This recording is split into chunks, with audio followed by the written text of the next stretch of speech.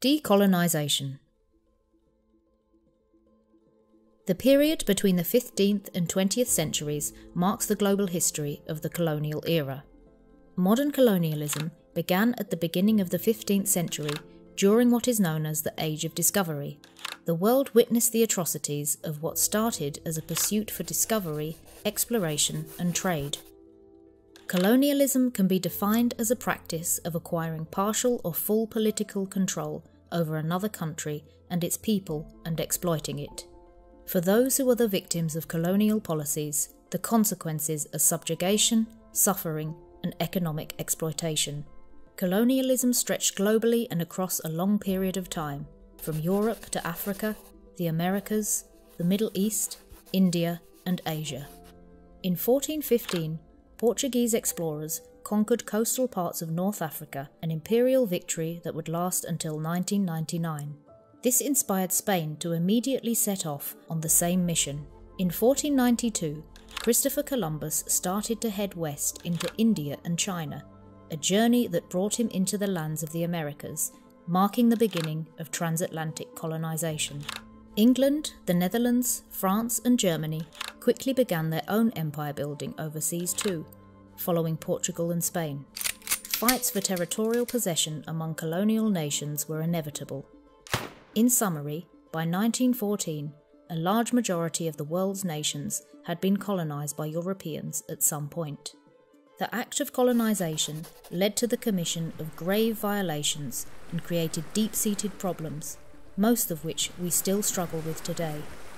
Human slavery, apartheid, racism and demonization, genocides, resource exploitation, looting, artificial boundaries, and inequalities are consequences of colonialism. From across the oceans, slave trade became a lucrative business since the West wanted labourers for home industrial growth. According to the Transatlantic Slave Trade Database, 12.5 million Africans were shipped to the New World between the years 1525 and 1866, and out of that, 10.7 million survived the dreaded Middle Passage, disembarking in North America, the Caribbean, and South America.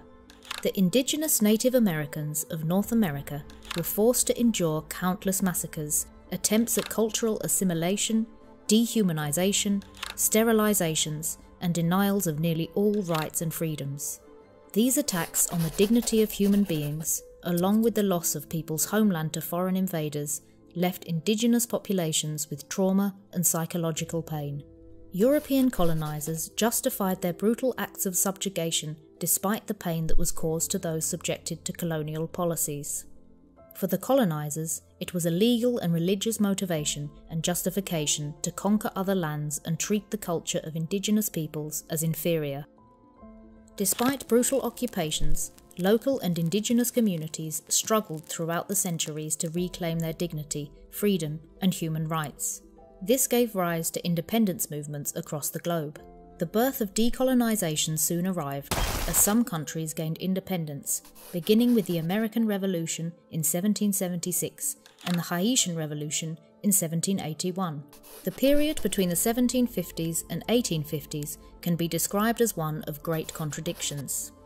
While Europe experienced a wave of enlightenment, the slave trade and slavery peaked in the Americas and was legitimized. White people in Europe and the Americas started to enjoy more liberties, civil rights, and emancipation. Those that had been colonized did not enjoy the same privileges and rights. Slavery in America gained worldwide condemnation, and leaders felt the pressure to act.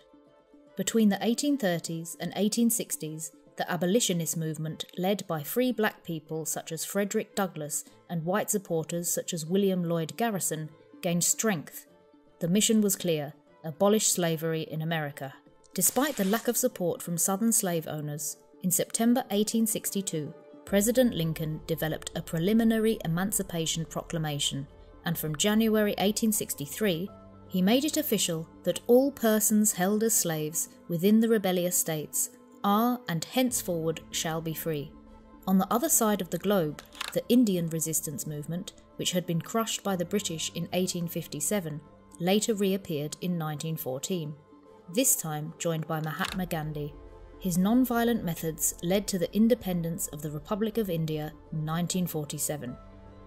Although, slowly, nations gained their independence, the legacy of colonial injustices continues to prevail.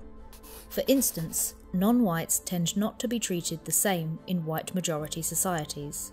They have less access to education, healthcare, justice, and other important resources. According to the United Nations, decolonization means the granting of independence to colonial countries and their populations. Founded in 1945, the UN was created at the same time as a decolonization wave spread across the globe. Many colonized countries became independent, joined the UN, and gained a voice on the world stage. In 1960, the UN General Assembly adopted its landmark Declaration on the Granting of Independence to Colonial Countries and Peoples. The Declaration affirmed the right of all people to self-determination and proclaimed that colonialism should be brought to a speedy and unconditional end. Nevertheless, the power of these new countries remains limited in terms of having a true impact. In 2020, Antonio Guterres, the UN Secretary-General, proclaimed, "The global north, specifically my own continent of Europe, imposed colonial rule on much of the global south for centuries, through violence and coercion. Colonialism created vast inequality within and between countries, including the evils of the transatlantic slave trade. But let's not fool ourselves. The legacy of colonialism still reverberates. We see this in economic and social injustice, the rise of hate crimes and xenophobia, the persistence of institutionalized racism and white supremacy. In line with these thoughts, true decolonization requires societies to look carefully at their own histories of colonization and their consequences. Many Western cities and institutions were built with resources that were plundered in the colonies. In many places, brutal colonialists are celebrated as heroes. Street names, libraries, and monuments still carry the names of these colonialists. Museums are full of artifacts that were stolen from the colonies.